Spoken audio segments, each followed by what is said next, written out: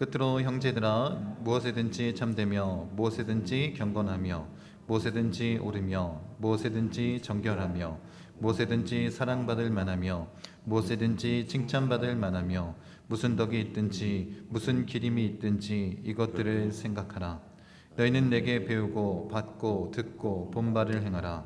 그리하면 평강의 하나님이 너희와 함께 계시리라. 아멘.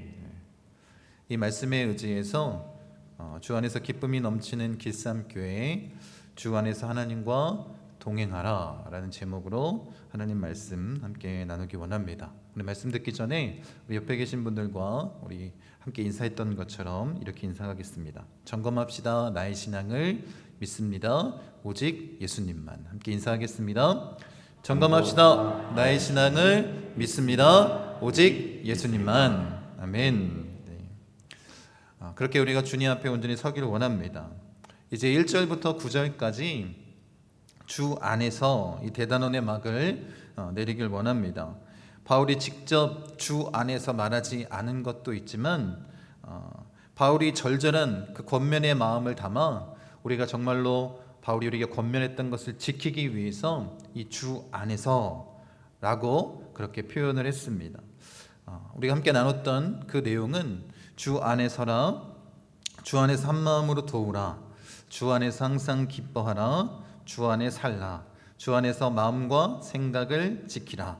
그리고 오늘 우리가 나누는 이 마지막 주 안에서 하나님과 함께 동행하라 라는 제목으로 우리 함께 나누기를 원합니다. 바울은 이 말씀을 전하면서 끝으로 형제들아 라고 이야기를 하고 있습니다. 바울이 주제를 전환하기 위해서 이 표현을 자주 썼는데 아마 바울이 권면했던 그 내용을 정리하기 위해서 이렇게 말한 것 같습니다.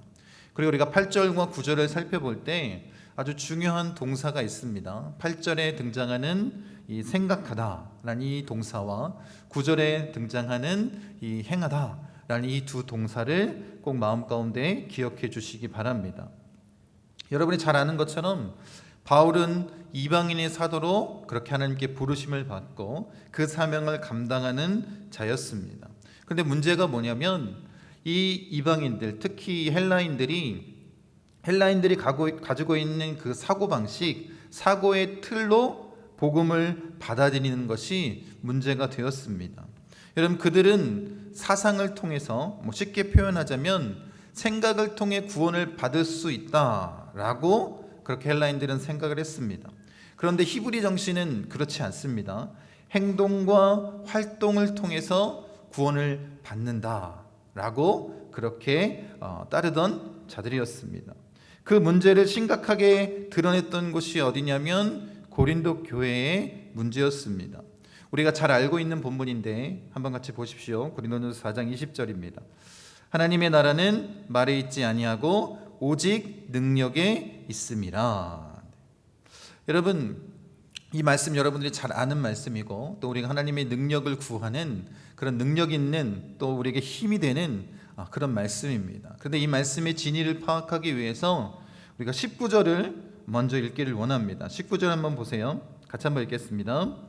주께서 허락하시면 내가 너희에게 속히 나아가서 교만한 자들의 말이 아니라 오직 그 능력을 알아보겠으니. 여러분이 아는 것처럼 이 고린도 교회는 은사가 굉장히 강력하게 나타났던 교회입니다. 그리고 이들은 그리스적 사고에 깊이 빠져 있었습니다. 아마도 신앙생활을 하면서 이들이 중점적으로 두었던 것이 무엇이냐면 아마 생각하는 것이었던 것 같습니다. 그러니 이들이 생각에 잠겨있는 모습을 어떻게 나타냈냐면 말뿐인 신앙으로 나타냈다는 것입니다. 여러분, 그래서 바울이 지금 확인하고 싶다라는 게 있습니다. 그게 뭐냐면 이들에게 나타난 신령한 은사가 진짜인지 가짜인지, 그리고 그들이 지금 말뿐인 신앙생활, 그것을 바울이 점검하겠다라고 말하는 것입니다. 그러면서 바울이 20절에 뭐라고 말하고 있습니까? 하나님의 나라는 말에 있지 않고 능력에 있다라고 말하고 있습니다. 바울은 지금 히브리적 구원관을 가지고 말하는 것입니다. 그 능력이 어디서 나온다라는 거예요? 그 능력은 우리가 하나님의 말씀, 이 복음을 살아낼 때 그것이 능력으로 나타난다라는 것입니다. 그러니까 지금 바울이 얘기하는 것은 역동적으로 그 말씀을, 복음을 삶으로 나타낼 때, 그것을 행할 때 그것이 하나님의 능력이 된다라고 말하는 것입니다. 여러분, 지금 이 시대에도 이런 그리스적 사고방식으로, 그러니까 헬라적 사고방식을 가지고 신앙생활을 하기 때문에 문제가 생기는 그런 일들이 있습니다. 여러분, 우리가 이 땅 가운데 온전히 주님 앞에 나아가 서길 원합니다. 여러분, 그런데 이 그리스적 사고, 이 헬라적 사고를 통해서 사람들이 뭘 하냐면 생각, 자신이 가지고 있는 지혜와 지식, 이런 것에 깊이 탐구하는 그런 신앙생활의 모습을 갖습니다. 여러분, 그러니까 이전과도 다른 그런 모습들이 나타나지 않습니까? 세상 지식이 훨씬 더 합리적이다라는 생각을 갖기 시작하는 것입니다. 그렇게 불완전한 지식을 통해, 인간적인 불완전한 그 지식을 통해서 영적인 신앙생활을 잘하고 있다고 착각하니까 나중에 어떻게 변질이 되냐면 교회 안에서 세상 지식이 하나님의 지식보다 우위에 있다고 착각하기 시작하는 것입니다. 정말 세상의 지식, 그 합리적인 것이 더 좋고 중요하다라고 착각하고 살기 때문에 여러분, 그런 모습들을 교회에서 나타내고, 그러니까 어떻게 해요? 교회 안에 정말 예수님을 닮은 그런 삶의 모습을 나타내는 것이 아니라 이제 뭐 하는 거예요? 말뿐인 신앙으로 변질되기 시작한 것입니다. 여러분, 우리는 합리성을 따지는 자들이 아닙니다. 그리스도인들은 하나님의 말씀을 온전히 믿고 그 말씀에 순종하는 삶을 사는 자들임을 잊지 않기를 원합니다. 또 한 가지 문제는 뭐냐면 늘 자신의 체험이나 자신이 겪고 있는 일 중심으로 생각하는 그 신앙의 모습을 갖고 있다는 거예요. 그러니까 지금 고린도 교회의 그 성도들처럼 은사가 강력히 나타냈기 때문에 그 체험적인 신앙에 깊이 빠져 있는 것입니다. 그래서 어떻게 해요? 자신의 경험을 이야기하는 것을 좋아합니다. 그리고 자신의 구미에 맞는 그런 집회나 그런 행사들이 있으면 찾아가는 것을 좋아합니다. 여러분, 그러나 우리가 반드시 마음 가운데 깊이 새겨야 할 것은 이것입니다. 첫 번째 경우도 마찬가지고, 또 우리는 어떤 사람이요? 이 체험을 믿는 자들도 마찬가지, 체험을 중요하게 여기는 사람들도 마찬가지입니다. 이 체험이 중요한 것이 아니라, 세상의 지식이 중요한 게 아니라 뭐가 중요한 거예요? 하나님의 말씀이 중요한 것 아니겠습니까? 여러분, 그러니 성경의 명백한 가르침을, 말씀을 실천하면서 살면 되는 것입니다. 그런데 다른 것에 집중하고 있다면 정말 하나님이 원하시는 그 모습으로 우리가 신앙생활을 한다라고 말할 수 없는 것입니다. 여러분, 지금 제가 말씀드린 것은 이 신비적인 경험을 배제하자라는 것이 아닙니다. 먼저 우선시되는 것이 무엇이냐라는 거예요. 먼저 우리에게 우선시되는 것은 체험도 아니고 이 세상 지식도 아니고 하나님의 말씀이라는 것입니다. 그것에 집중하는 자가 되기를 원합니다. 여러분, 그런 모습으로 우리가 설 때에 하나님의 놀라운 축복과 은혜가 임하는 것 아니겠습니까?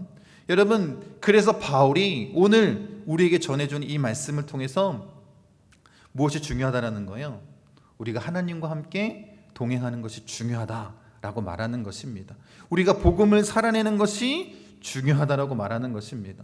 여러분, 그래서 제가 말씀드린 지금까지 설교하면서 가장 많이 강조했던 것이 뭐냐면 복음을 살아냅시다 아니었습니까? 여러분, 우리가 행하는 믿음, 정말 그렇게 히브리적 구원관을 가지고 우리가 살아내기를 원합니다. 여러분, 그래서 우리가 길쌈교회를 꿈꾸고 있는데 이 길쌈교회를 세우고자 하는 목적이 뭐예요?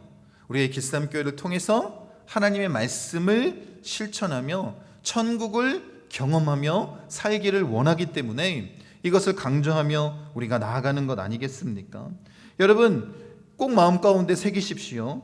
아는 것보다 뭐가 더 중요할까요? 사는 것이 더 중요합니다. 복음의 진리를 아는 것보다 복음의 진리를 살아내는 것이 훨씬 더 중요합니다. 여러분, 우리가 무엇에 집중해야 될지를 분명히 깨닫길 원합니다. 그래서 바울이 고린도서의 그 은사장에서 뭐라고 말하고 있어요? 가장 큰 은사는 사랑이다 라고 말하고 있습니다. 여러분, 왜 바울이 이 가장 큰 은사를 사랑이라고 얘기했겠습니까? 사랑은 행함을 동반하지 않으면 그 사랑은 가짜이기 때문입니다. 물론 말로 그 행위가 시작될 수 있습니다. 내가 사랑해 라고 고백하는 그 말을 통해서. 그러나 그 행함이 진실하지 않다면 그 사랑은 가짜 아니겠습니까? 제가 이제 그 인터넷 기사에서 좀 읽은 내용인데 6년 동안 연애하던 커플이 있었다고 합니다. 그래서 이 남자는 결혼까지 생각하고 이제 그것을 준비하고 있었습니다.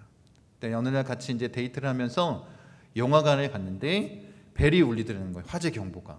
보통 그런데 여러분, 우리나라 사람들은 되게 특이한 점이 있는데 화재 경보가 막 울리면 처음에 어떻게 해요? 아무도 움직이지 않습니다. 네. 확인 방송이 나올 때까지, 지금 불이 났으니까 대피하십시오, 이런 방송이 나올 때까지 전혀 움직이지 않습니다. 이게 한국 사람들의 특징인 것 같습니다. 그래서 벨이 막 울렸는데 그 극장 안에 있었던 사람들이 아무도 움직이지 않는다는 거예요.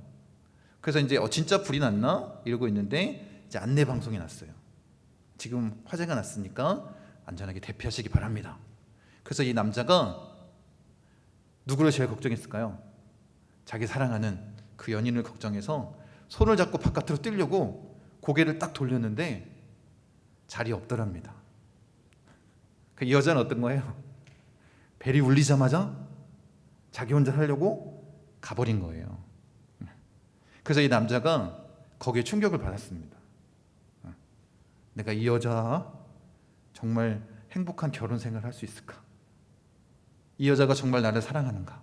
이런 고민을 가지고 그 일 이후에 바로 헤어졌다라는 이야기를 들었습니다.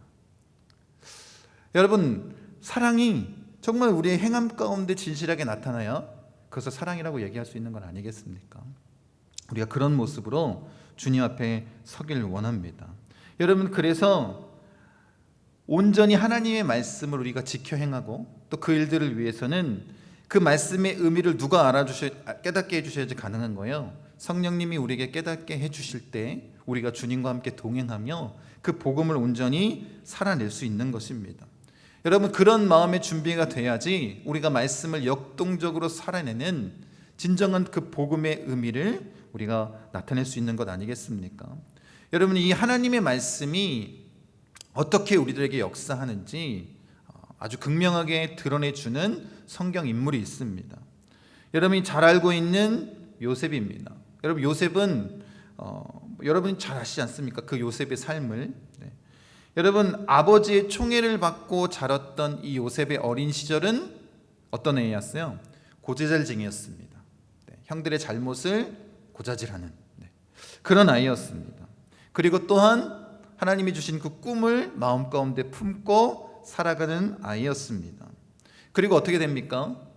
형들의 미움을 받아 결국엔 노예로 팔려가게 됐고, 또 여러 우여곡절 끝에 이 바로의 꿈의夢을 통해서 7년의 풍년과 7년의 흉년을 대비할 수 있는 그런 대비책을 정확하게 내놓은 능력을 갖춘 자였기에 결국에는 그 공을 인정받아서 외국 사람으로는 처음으로 이 애굽의 총리 자리에 올라가는 입지전적인 인물이 바로 요셉입니다.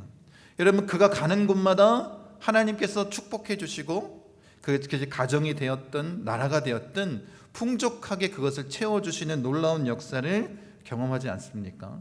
그 이유를 성경은 이렇게 얘기합니다. 창세기 39장 2절입니다.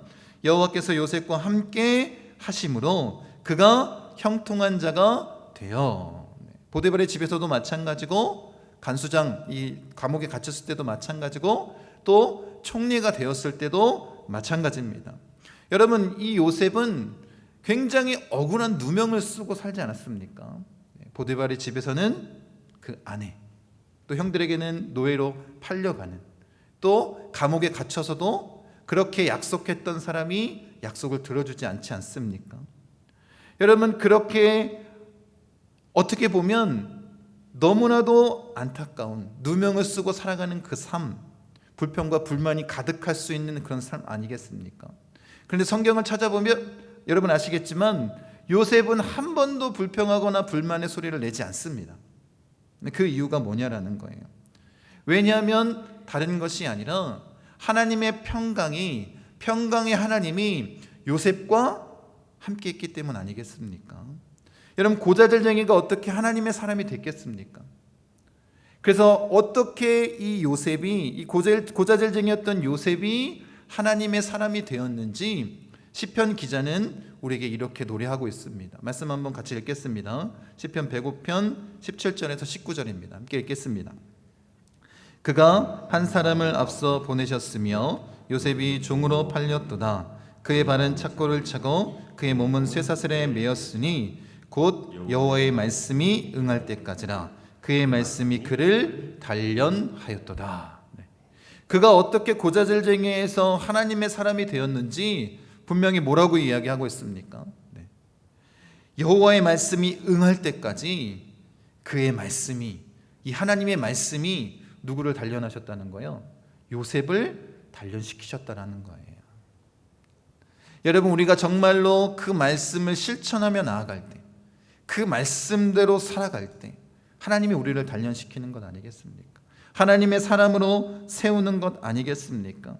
그렇게 하나님의 말씀에 사로잡혀 요셉이 살아가니까 불평불만이 아니라 어느 곳에서나 정말로 하나님의 축복이 임할 수 있도록 그런 삶의 모습 나타내며 나아가는 것 아니겠습니까?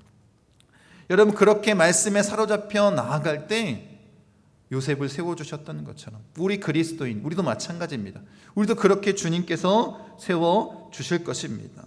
여러분, 예수님이 원하시는 그리스도인의 모습, 그 모습이 뭐예요? 말씀에 사로잡혀서 예수님을 닮기 위해 몸부림치며 말씀에 순종하며 그 말씀을 그대로 지켜 행하는 그런 모습으로 나아가는 것 아니겠습니까?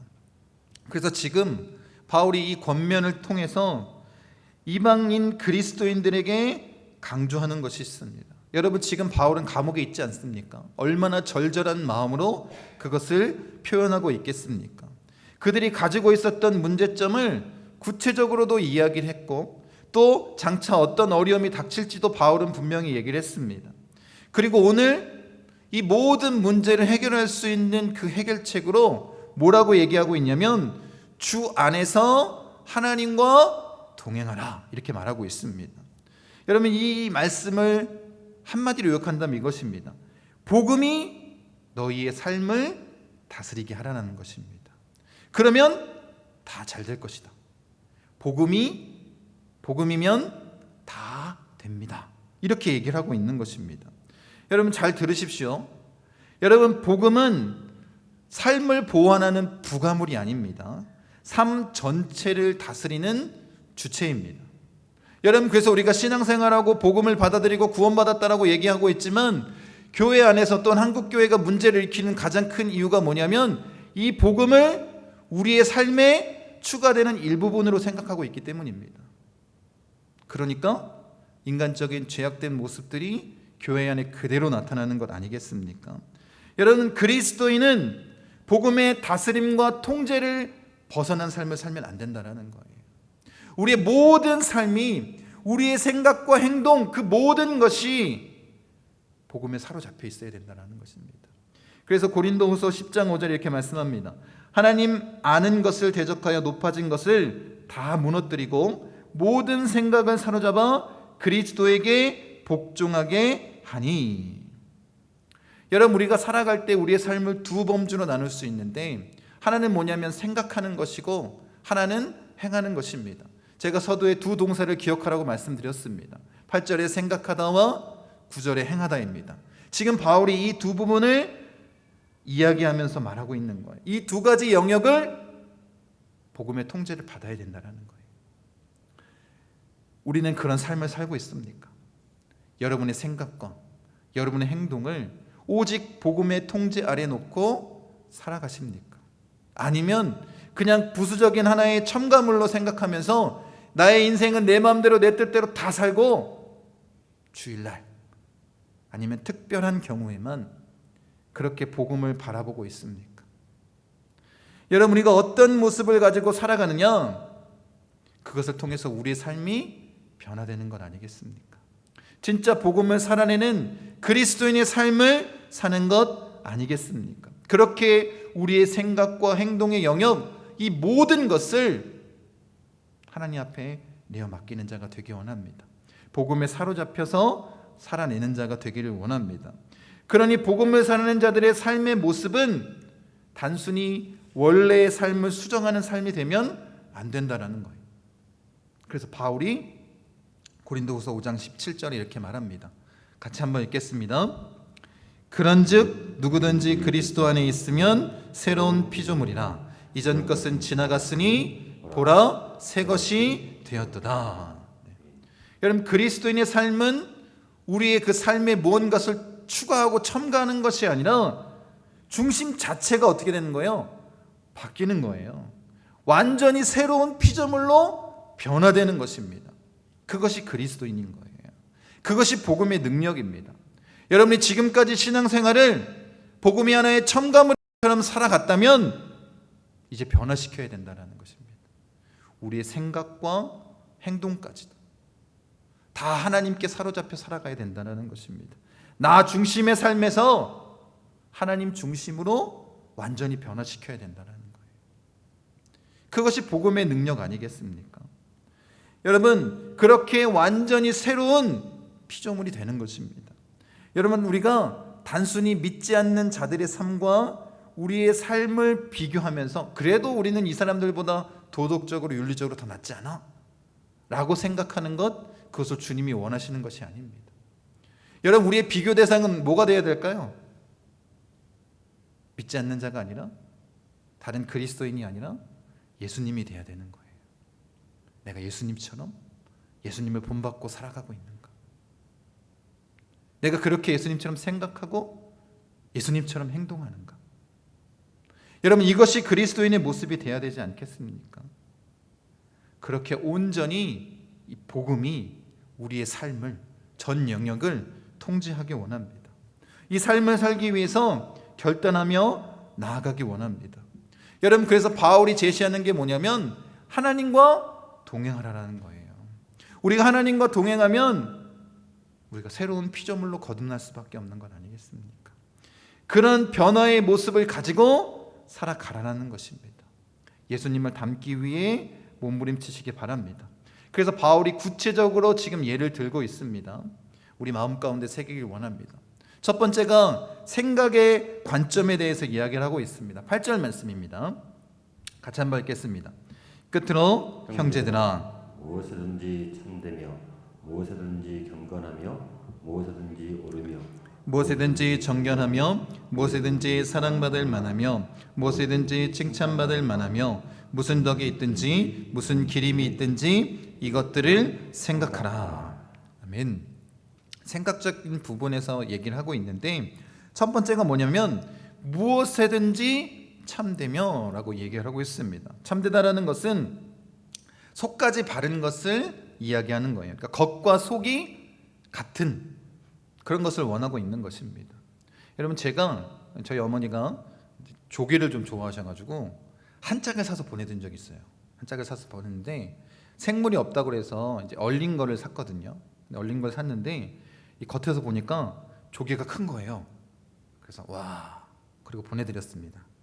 그리고 이제 전화를 드려가지고 조기 잘 받았냐, 그리고 손질을 잘했냐 물어보는데 어머니가 이렇게 얘기하시더라고요. 겉에는 큰데 속은 어떻다고요? 속은 작다고. 여러분, 그런 마음이 어떻습니까? 겉은 좋은데 속이 좋지 않다면, 뭐 물건이 됐든 뭐가 됐든 별로 썩 마음이 좋지 않지 않습니까? 여러분, 우리가 그리스도인이라면 온전히 겉과 속이 같은 참된 모습으로 서 있는 자들이 되길 원합니다. 여러분, 그것이 그리스도인 아니겠습니까? 두 번째는 무엇이든지 경건하며 라고 말하고 있습니다. 여러분, 이 경건은 고상한, 존경하는 이런 뜻입니다. 그래서 이 경건에 대한 의미를 이렇게 볼 수 있습니다. 가까이서 볼수록 높은 품격이 느껴지는 것, 이것이 경건입니다. 여러분, 그러니까 그리스도인은 누구한테 인정을 받아야 되는 거예요? 가까이 있는 사람들에게 인정을 받아야 되는 거예요. 이 사람이 그리스도인인지 복음대로 사는 자인지 아닌지. 여러분들은 어떻습니까? 여러분들이 가장 가까이 있는 사람들에게 그리스도인이라고 인정을 받고 있습니까? 아니면 지금 이 세상이 한국 교회를 바라보는 것처럼 그런 시선으로 우리를 바라보고 있습니까? 여러분, 아무도 보는 이 없을 때 우리가 그리스도인으로 서 있기를 원합니다. 세상 사람이 아니라 정말 예수님을 닮은 모습으로 그 경건함을 유지하기 원합니다. 세 번째를 무엇에든지 옳으며 라고 말하고 있습니다.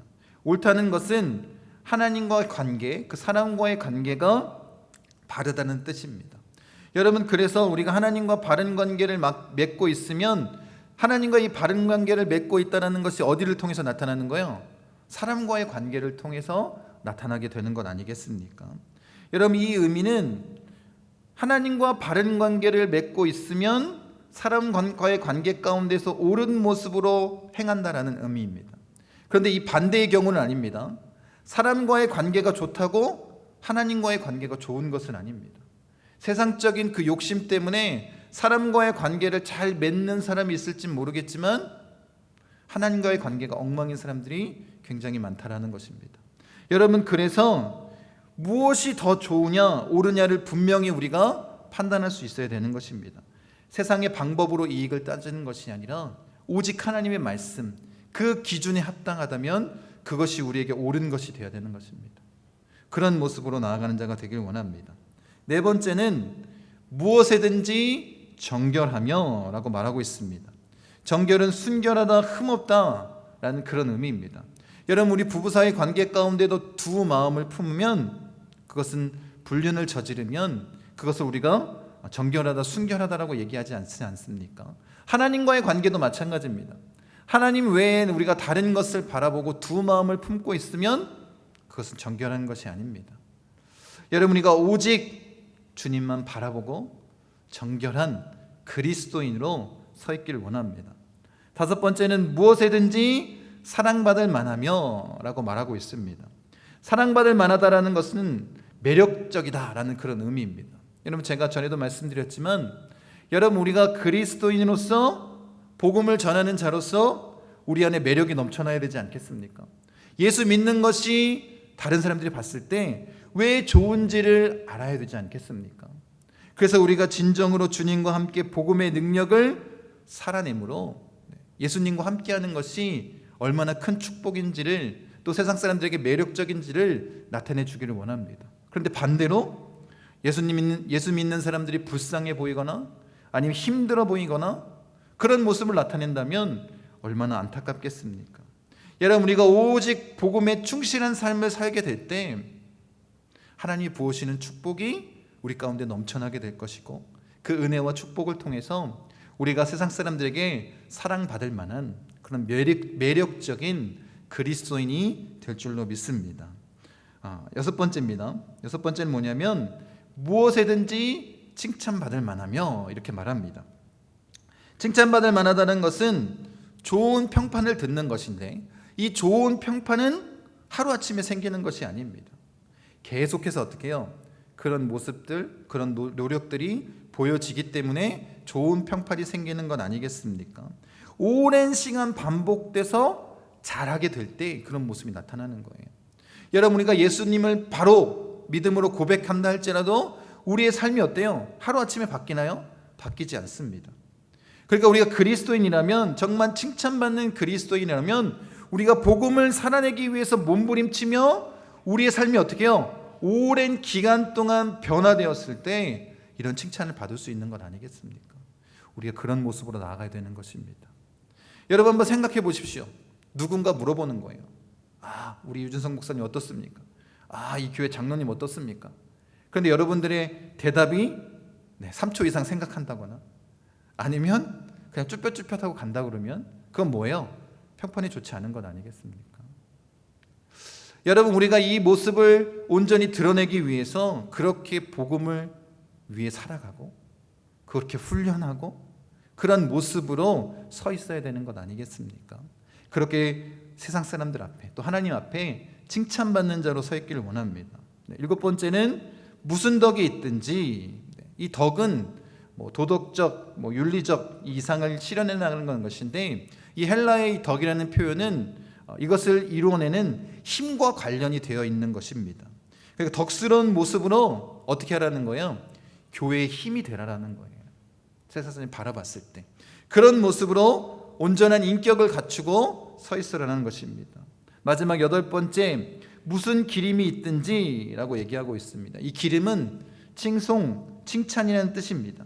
여러분, 그리스도인들은 다른 사람에게 칭찬받는 사람이 돼야 되고, 반대로 어떤 사람이 돼야 될까요? 그리스도인들은 다른 사람을 칭찬할 수 있는 자가 돼야 되는 것입니다. 여러분, 이것이 우리에게 굉장히 중요한데, 여러분, 지금 당장에 보기에는 부족해 보이는 사람이 있습니다. 그런데 그런 사람도 어떻게 하라는 거예요? 예수님의 사랑으로 보듬어 줄 수 있어야 된다는 거예요. 우리에게 그런 마음이 있냐라는 것입니다. 예수님의 그 사랑의 마음이, 긍휼의 마음이 우리에게 있느냐라고 물어보는 것입니다. 여러분, 칭찬은 고리도 춤추게 한다라고 이야기하지 않습니까? 여러분, 그렇게 우리가 주님의 마음으로 그 죄악 가운데 그 멸망의 길을 걸어가고 있는 자들에게 진짜 그 진리의 길, 복음의 길로 인도하는 자가 되기를 원합니다.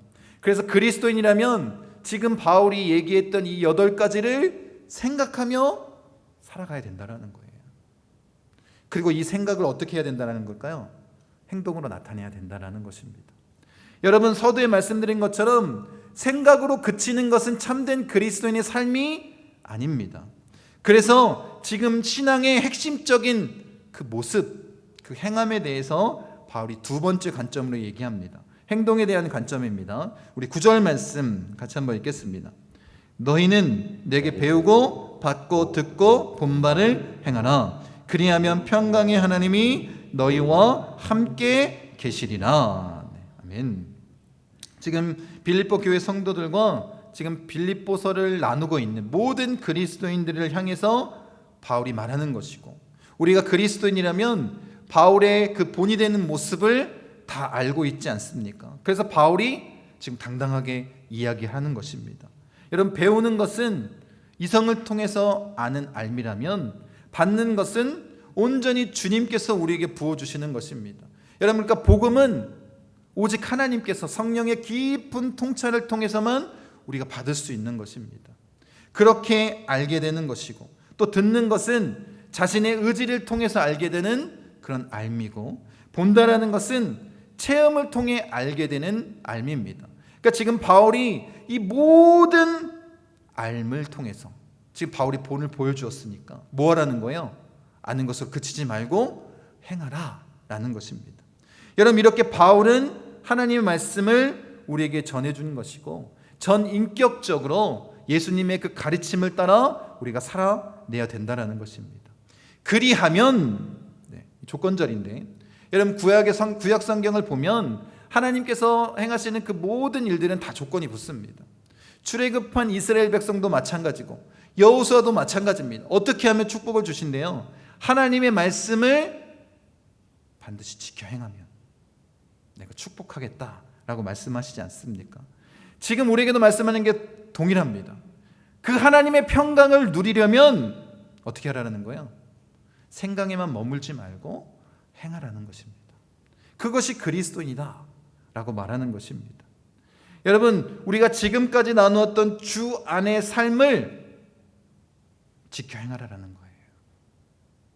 그러면 어떤 은혜가 있냐면 요셉과 함께 하셨던 것처럼 하나님의 평강이 우리 안에 넘쳐난다는 것입니다. 그 은혜와 축복이 나에게 머물러 있는 것이 아니라 우리 주변에 있는 사람들에게까지 흘러 넘쳐난다는 거예요. 내가 있는 그 집이, 직장이, 이 나라가, 우리 교회가 그렇게 하나님의 축복으로 넘쳐나는 건 아니겠습니까? 여러분, 그래서 마지막 주 안에서를 이렇게 정한 거예요. 주 안에서 하나님과 동행하라. 어쩌면 우리가 꿈꾸고 있는 그리스도인의 모습을 한마디로 정의한다면 이것 아니겠습니까? 하나님과 동행하는 삶. 이것이 그리스도인 아니겠습니까? 이것이 늘 주님과 함께 교제하며 예수님을 닮은 모습으로 하나님이 부어주시는 온전한 축복을 누리는 삶, 평강의 하나님과 동행하는 그런 삶 아니겠습니까? 이것을 꿈꾸는 자가 되기를 원합니다. 이것을 위해서 우리는 생각에 머물러 있는 자가 아니라 아니면 체험만을 중요하게 여기는 자가 아니라 오직 하나님의 말씀을 믿고 역동적으로 행하는 자가 되기를 원합니다. 그것이 지금 바울이 우리에게 권하는 이 주 안에서라고 이야기하는 절절한 자신의 마음을 가득 담은 그런 권면입니다. 여러분, 그렇게 복음을 살아내는 그리스도인이 되기를 원합니다. 그렇게 참된 그리스도인의 모습으로 이 땅 가운데 서 있기를 원합니다. 주 안에서 주님이 늘 나와 함께 하시는 것 아닙니까? 그 평강의 하나님과 동행함으로 말미암아 나를 지키시고 나를 사랑하시고 나와 함께 하시는 그 하나님을 절대적으로 신뢰하는 자가 되기를 원합니다. 여러분, 우리가 그런 마음을 갖고 믿음을 가지고 살아간다면 나 중심의 삶에서 하나님 중심으로 바뀌는 것 아닙니까? 하나님 말씀에 순종하면서 살아가는 것 아니겠습니까? 여러분, 그렇게 복음이 나의 모든 생각과 행동을 변화시키고 복음의 주체적인 삶을 살아갈 때 여러분, 우리는 그리스도인으로서 이 땅에 칭찬받고 또 우리 교회가 기쌈교회 목포 순복음 중앙교회가 이 땅에 소망이 되는 건 아니겠습니까? 그것을 꿈꾸길 바랍니다. 그것을 위해서 달려가길 원합니다. 그런 모습으로 온전히 서길 원합니다. 주님이 원하시는 그 모습으로 주 안에서 하나님과 늘 동행하는 우리 목포 순복음 중앙교회 성도님 되시기를 간절히 축원드립니다.